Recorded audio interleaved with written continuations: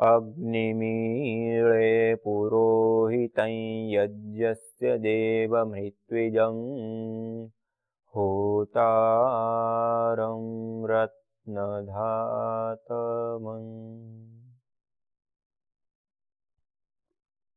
सर्वरक्षक परमपिता परमात्मा को कृतज्ञता पूर्वक प्रणाम करते हुए आइए जिस परमपिता परमात्मा ने हम सबके जीवन के लिए, हम सबके जीवन के कल्याण के लिए, हम सबके जीवन के उत्थान के लिए जो हमें वेद रूपी अनमोल ज्ञान, अपौरुषेय ज्ञान, श्रेष्ठ ज्ञान, दिव्य ज्ञान, भागवत ज्ञान प्रदान किया है, उस वेद ज्ञान का हम स्तवन कर रहे थे, स्वाध्याय कर रहे थे, सत्संग कर रहे थे, जिसमें हम पूर्व में देख रहे थे कि हम अपनी परंपराओं का जो निर्वहन करते हैं, परंपराओं को जो हम आगे बढ़ाते हैं, परंपराओं का जो हम आचरण करते हैं, वह परंपराएं कोई निरर्थक अवैज्ञानिक नहीं अपितु संपूर्ण वैज्ञानिक परंपराएं हैं। उन परंपराओं में हमारे ऋषियों ने, हमारे शास्त्रों ने हमें यज्ञ, हवन, अग्निहोत्र आदि क्रियाएं करने का विधान किया है। जिस यज्ञ में, जिस हवन में, जिस अग्निहोत्र में जो वैज्ञानिकताएं हैं, जो विभिन्न लाभ हैं, उसके बारे में हम देख रहे थे और वेदों ने हमें जिस रूप में बताया है उस रूप को हम, यथार्थ रूप को हम जानने का प्रयास कर रहे थे।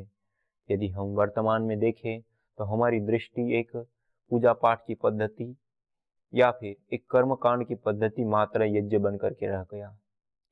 लेकिन यदि वास्तविकता यदि हम इस यज्ञ की देखें तो केवल इतना सीमित मात्र अर्थ इसका नहीं है, क्योंकि यह यज्ञ हमारे पूरे के पूरे जीवन को बनाने वाला है, पूरे के पूरे जीवन को सफल बनाने वाला है, सार्थक बनाने वाला है, पूरे जीवन को उत्कृष्ट बनाने वाला है। पूरे जीवन में किसी भी प्रकार की कोई न्यूनता, किसी भी प्रकार का कोई दरिद्रता, किसी भी प्रकार की कोई भी कमी है तो उसको पूर्ण करने का कार्य करता है। चाहे वो धन ऐश्वर्य की कमी हो, क्योंकि हमारे शास्त्र में प्रजा पशु भी ब्रह्म वर्चसे, अन्न आदि प्रजा पशु आदि सब चीजों को यज्ञ के द्वारा प्राप्त करने का विधान किया है और प्राप्त होता भी है और उत्तम रूप से प्राप्त होता है। दूसरी बात यह है कि जो हम यज्ञ, हवन, अग्निहोत्र आदि क्रियाएं करते हैं उससे हमारे आध्यात्मिक जो लाभ है वो भी बहुत ज्यादा अधिक मात्रा में हमें प्राप्त होते हैं। इसीलिए इस यज्ञ को सर्वतोमुखी लाभ देने वाला कहा गया, चाहे वो भौतिक है चाहे वह अभौतिक है।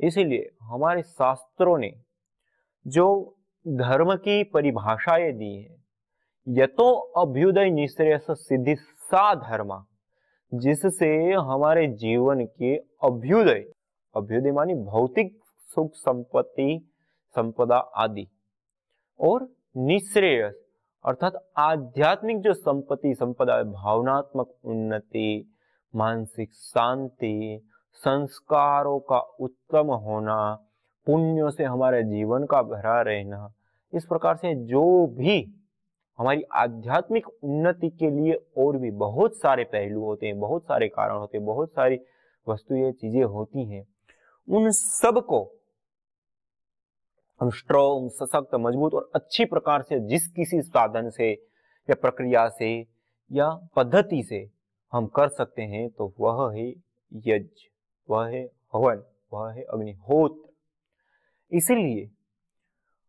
हमारे ऋषि मुनियों को हम देखें, हमारे शास्त्रों को हम देखें या हमारे इतिहास में हम दृष्टि डालें तो यज्ञ को एक विशेष रूप से साधना पद्धति के रूप में देखा गया है।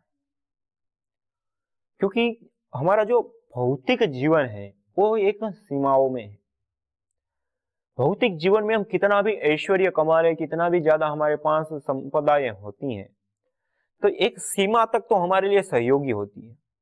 एक सीमा तक वो हमारे जीवन को आगे बढ़ाने के लिए, हमारे तन की रक्षा के लिए, तन की अनुकूलता के लिए, हमारे जो आध्यात्मिक कार्य करने हैं उसके लिए अनुकूल होती हैं या उसके लिए सहयोगी होती हैं।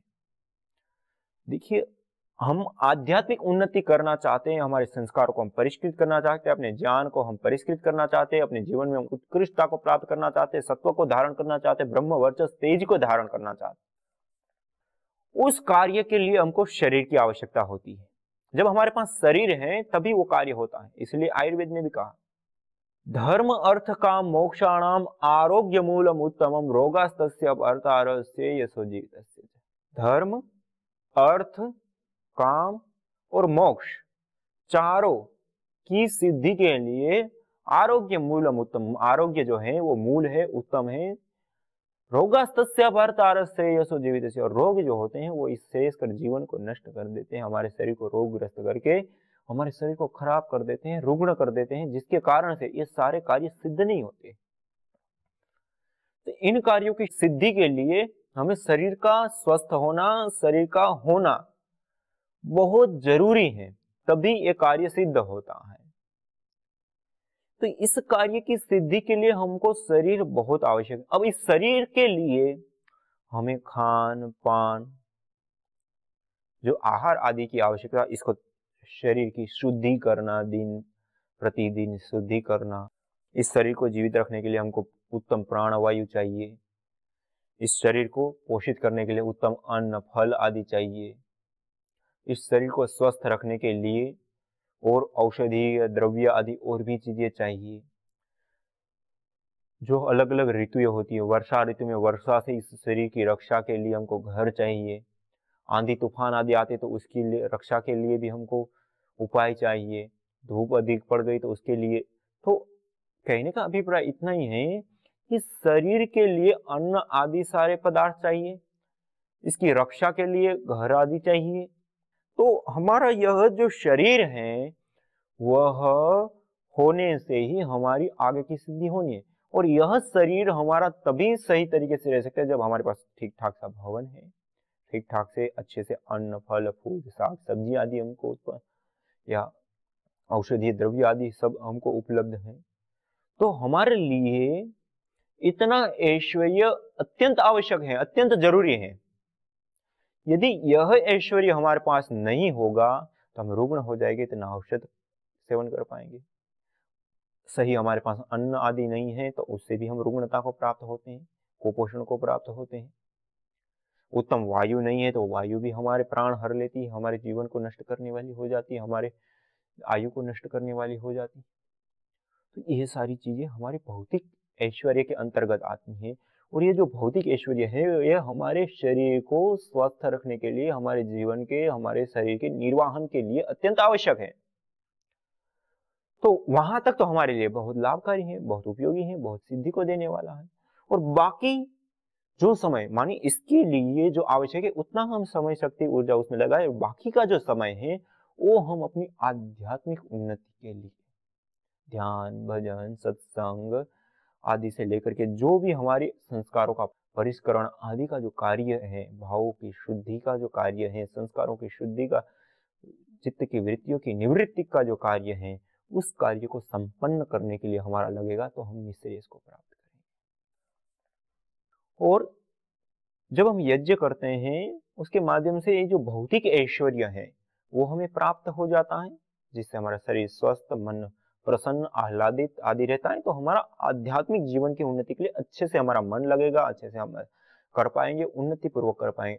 यदि यही शरीर हमारा रुग्ण हो गया, मन खिन्न है, दुखी है, अप्रसन्न है, शरीर की आवश्यकताएं ही पूरी नहीं हो पा रही हैं, तो व्यक्ति का मन कहाँ अन्य कार्यों में लगता है। आप देखिए समाज में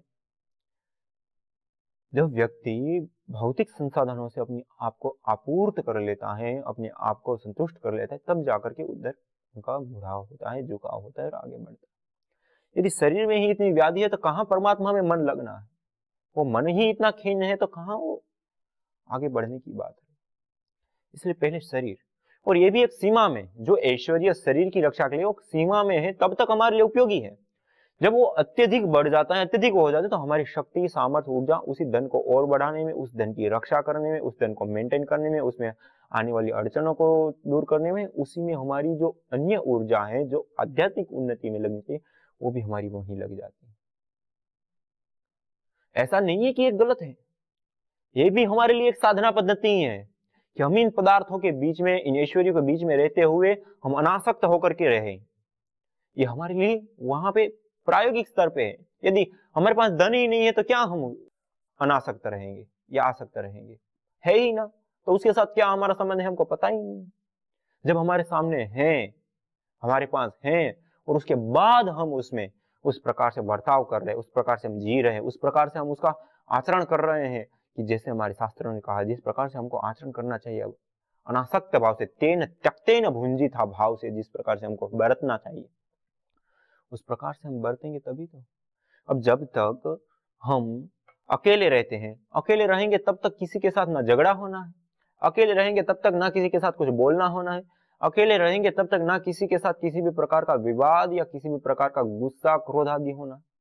लेकिन जब आप 5-25 लोगों के बीच में आप रहने लग जाते हैं तो कोई आपसे जैसा चाहते हैं उससे विपरीत किसी ने आचरण किया, आप जैसा चाहते हैं उससे विपरीत आपको कोई पदार्थ दे दिया, आप जैसा चाहते वैसा उन्होंने नहीं किया, या इस प्रकार की और भी कई सारी चीजें होती है जिसके कारण आपको क्या आएगा, आप इरिटेट होंगे, गुस्सा हो जाएंगे, या और भी चीजें आपके उसमें आएगी, बोलचाल हो जाएगी। क्यों? क्योंकि वो आपस में, तो हमारी साधना वास्तविकता में यहां पे होती है कि हम इन लोगों के बीच में, इस प्रपंच के बीच में रहते हुए ही वहां पे हम अपने आप को ठीक करें। दूर होकर के तो हर कोई कर ले, दूर होने तो वो परिस्थिति ही नहीं बन रही है, परिस्थिति ही नहीं बन रही है तो किसी प्रकार का कोई वो है ही नहीं। जब पेट्रोल है, पेट्रोल ज्वलनशील है, वो सुरक्षित है, दूर है, आग से बहुत दूर है, तो वहां कौन सी उनको आग लगनी है। लेकिन जब आग भी पास में है, पेट्रोल भी पास में है, और उसके बाद उसमें आग नहीं लगने देनी, ये है हमारी साधना, ये है हमारी प्रक्रिया कि वहां पे भी हमको गुस्सा ना आए, वहां पे भी हम शांत रहे, वहां पे भी हम सद्भावना में रहे, वहां पे भी हम किसी से ईर्ष्या, द्वेष, काम, क्रोध, लोभ आदि ना करें। तो ये है हमारी साधना। तो ये भी एक पूरी प्रक्रिया है। लेकिन हम जिस जीवन में पूर्णता की बात करते हैं, यह तो अभ्युदय निःश्रेयस सिद्धि सा धर्म, जिससे अभ्युदय और निःश्रेयस दोनों की सिद्धि होती है, तो उसको धर्म कहते हैं। और वह कर्म सिद्ध होता है यज्ञ के माध्यम से। यज्ञ हम करते हैं तो प्रजया पशुभिर ब्रह्मवर्च से अन्नाद्येन, अन्नादि सब चीजें हमको प्राप्त हो गई, ब्रह्मवर्चस तेज भी हम प्राप्त करते हैं, उसकी भी हम कामना। तो ये सारी चीजें जो हमें प्राप्त होती है वो इस यज्ञ के माध्यम से। एक और भौतिक पक्ष हमारा सिद्ध हो रहा है, तो दूसरी ओर निःश्रेयस का पक्ष। जब हम यज्ञ, हवन, अग्निहोत्र आदि क्रियाएं करते हैं तो उससे उत्पन्न होने वाले जो अन्न, फल, फूल आदि साग सब्जियां हैं वो भी बहुत उत्तम पैदा होते हैं, जो वायु है वो भी बहुत उत्तम हो जाती हैं, जो घर है बहुत उत्तम हो जाता है, श्रेष्ठ हो जाता है, सत्व से युक्त सारी चीजें हो जाती हैं, और उसका खान पान स्पर्श आदि सब चीजें उसमें हम विचरण करते हैं, रहते हैं, तो उसका हमारे तन के ऊपर, हमारे मन के ऊपर भी उतना ही प्रभाव पड़ता है, और उतना ही हमारी आत्मा के ऊपर भी प्रभाव पड़ता है। और जब हमारे भीतर सत्व का आदान होता है, सत्व बढ़ जाता है, तो स्वाभाविक रूप से जो भी राजसिकता और तामसिकता, जिसको मलावरण कहा है, मल के वो आवरण है, मल है वो जो हमको सत्व से दूर रखते हैं, सत्या कामा अनृता पिधाना, जो सत्य है वो अनृत के द्वारा, रजोगुण तमोगुण के द्वारा ढका हुआ है। वह जो अनृत है, वह अनृत का जो पर्दा है उसको हटाने का कार्य, उसको दूर करने का कार्य और सत्व से युक्त होने का कार्य यज्ञ के माध्यम से होता है, हवन के माध्यम से होता है, अग्निहोत्र के माध्यम से होता है। और जब हम यज्ञ करते हैं, हवन करते हैं, प्रतिदिन करते हैं, सुबह शाम करते हैं, संध्या के समय में करते हैं, विधि पूर्वक करते हैं, पूरे श्रद्धा भाव निष्ठा पूर्वक करते हैं, जैसे विधि विधान है वैसे ही करते हैं, तो धीरे धीरे धीरे हमारा तन, हमारा मन, हमारा परिवार, हमारा पर्यावरण, हमारे अड़ोस पड़ोसियों से लेकर के सारे ब्रह्मांड में दिव्यता का आदान होने लगता है। सारी नेगेटिव शक्तियां परास्त हो जाती है, दूर हो जाती है, नष्ट हो जाती है। सारे रोगाणु, कीटाणु, बैक्टीरिया, वायरस, फंगस दूर हो जाते हैं, सारे रेडिएशन खत्म हो जाते हैं, सब प्रकार की कोई भी नेगेटिव शक्ति है, कोई भी नेगेटिव एनर्जी है, वो सारा का सारा समाप्त और दूर हो जाता है और सत्व से युक्त हो जाता है। इसलिए कहा जिस घर में नित्य प्रति यज्ञ होता है वह घर देवालय सा दिव्य बन जाता है, और उस घर में रहने वाला जो व्यक्ति वह स्वयं शिवत्व को धारण करने लग जाता है। जिसे कहते हैं ना, हमारी जो यात्रा है वह यात्रा अनंत की यात्रा है। कंकण से हम शिवत्व को प्राप्त करने की एक यात्रा है। पुरुष से महापुरुष, नर से नारायण की ओर जाने की जो ये हमारी यात्रा है, वो यात्रा की सिद्धि हमारी शुरू हो जाती है। वो यात्रा हमारी वहां से शुरू हो जाती है। उस यात्रा को दिलाने वाला यज्ञ है, हवन है, अग्निहोत्र है। क्यों? क्योंकि वो सत्व का आधान करता है और रजोगुण तमोगुण की निवृत्ति करता है। आप देखिए वहां सबसे मुख्य यज्ञ में प्रयोग होता है अग्नि का। अग्नि को सत्व का सबसे मुख्य प्रतीक माना गया है। और जैसे सत्व चीजें होती है वो हमको ऊपर उठाती हैं, और अग्नि जो होती है इतनी सत्व से युक्त होती है, इसलिए वो ऊपर की ओर उठती है। ऊपर को उठ कर अग्नि करती हमें इशारा, ऊपर को उठना कर्तव्य है हमारा। यज्ञाग्नि होती है वो ऊपर की ओर उठती है लपटों के साथ, हमको भी ऊपर उठने के लिए प्रेरणा देती है। और इसी प्रकार की उसमें गैसें बनती है, उसी प्रकार की उसमें ऊर्जाएं प्रकाशित होती हैं, पैदा होती हैं, जो हमें भी प्रभावित करते हैं, प्रकाशित करती है, हमें भी ऊपर उठने के लिए सहज रूप से, स्वाभाविक रूप से हमें तैयार कर देती हैं। और जो सत्व है वो बहुत अधिक मात्रा में बढ़ जाता है। इसीलिए सत्व को बढ़ाने का सर्वोत्तम कोई साधन है तो वह यज्ञ है। इसलिए श्रीमद् भगवद गीता में भी कहा है कि सत्व जो बढ़ता है, ऊर्ध्वं गच्छति सत्वस्था मध्ये तिष्ठन्ति राजसा नगण्य गुणवृत्तिस्था अधो गच्छन्ति तामसा। व्यक्ति जब सत्व से युक्त होता है तो ऊपर की ओर उठता है। जब अग्नि भी सत्व का प्रतीक है, सत्व से युक्त होती है, इसलिए वो ऊपर की ओर उठती है, ऊपर की ओर। आप मसाल में जला करके उसको उल्टा भी कर देंगे तब भी वो अग्नि तो ऊपर की ओर ही उठेंगी। क्यों? क्योंकि उसमें सत्व है, और वही सत्व हमारे भीतर प्रतिष्ठित होता है। वही सत्व के कारण हम ऊपर की ओर उठते हैं। हमारा जो रजोगुण और तमोगुण रूपी आवरण है, वह आवरण दूर होता है और हमारा मन आह्लादित होता है, प्रसन्न होता है, शांत होता है। हमारी बुद्धि कुशाग्र होती है, सूक्ष्म होती है, तीक्ष्ण होती है। और उसके साथ साथ हम पूरे जीवन में जो भी हमारे पहलू हैं, वो सारे के सारे पहलुओं में हम सुलझते चले जाते हैं, कहीं भी उलझते नहीं। और धीरे धीरे धीरे हमें यह जो यज्ञ, यह जो हवन, यह जो अग्निहोत्र, हवन, इष्टि, होम, जो भी हम अलग अलग नामों से जानते हैं, यह सारी एक ही प्रक्रिया है। वह है सूक्ष्मीकरण का सिद्धांत। जो भी पदार्थ हम उसमें डालते हैं उसको अग्नि अपने जैसा बना लेती है। अर्थात अग्नि अति सूक्ष्म होती है। वो ठोस पदार्थ के अणु अणु के अंदर प्रवेश पा जाती है, वो तरल पदार्थ के अणु अणु परमाणु परमाणु तक प्रवेश पा जाती है, वो गैस के अंदर भी अणु परमाणु तक प्रवेश पा जाती है। इसी प्रकार से यह जो यज्ञाग्नि है उसके अंदर हम जो भी हविर द्रव्यों का की आहुति प्रदान करते हैं, वो भी इतनी ही सूक्ष्म हो जाती हैं कि वह जो ऊर्जाएं हैं वो भी हमारे तन, हमारे मन, हमारे पर्यावरण, हमारी भूमि भवन आदि से लेकर के सारे भूमंडल, सारे ब्रह्मांड में, इसलिए कहा अयम यज्ञो विश्वस्य भुवनस्य नाभि, सारे चराचर भूमंडल में, सारे ब्रह्मांड में इसकी जो ऊर्जाएं हैं वो प्रसरित होती हैं, फैलती हैं, और सब जगह पे सत्व का आधान करती हैं। सब जगह पर जो भी विकृति है, किसी भी प्रकार का कोई दोष है, किसी भी प्रकार की कोई भी न्यूनता है, किसी भी प्रकार का कोई भी दोष है, तो उसकी निवृत्ति करते हुए उसको शुद्ध, पवित्र और सुगंधमय बनाने का जो कार्य है वही यह यज्ञाग्नि करती है। और वो किस कारण से? उसका सूक्ष्मीकरण का जो सिद्धांत है उसके कारण से। चाहे हम कोई भी यज्ञ, दैनिक यज्ञ करें, चाहे हम पाक्षिक यज्ञ या और भी जो प्रसंग आदि में हम करते हैं, या कोई भी यज्ञ करते हैं, सब जगह पे एक मूल सिद्धांत है। यह एक सूक्ष्मीकरण की प्रक्रिया है, पद्धति है। उसमें जो भी हम हविर द्रव्य डालते, चाहे घी है, समिधा है, सामग्री, वो परिवर्तित होती है, सूक्ष्म होती हैं। और अग्नि का एक अपना गुण है कि जो भी पदार्थ है उस पदार्थ को वो अपने जैसा बना लेती है, अपने स्वरूप में ला देती है। तो यज्ञाग्नि अति सूक्ष्म है तो उन पदार्थों को भी अति सूक्ष्म कर देती है। और वह पदार्थ जब सूक्ष्म होते हैं तो आप सब लोगों को विदित होगा कि जैसे हम द्रव पदार्थ है, तरल पदार्थ है, वो तरल पदार्थ को यदि हम सूक्ष्म करते हैं, अर्थात उसको हम जलाते हैं, तो 1700 गुना बढ़ जाता है। अर्थात कोई भी पदार्थ जब सूक्ष्म होता है तो वो बढ़ जाता है।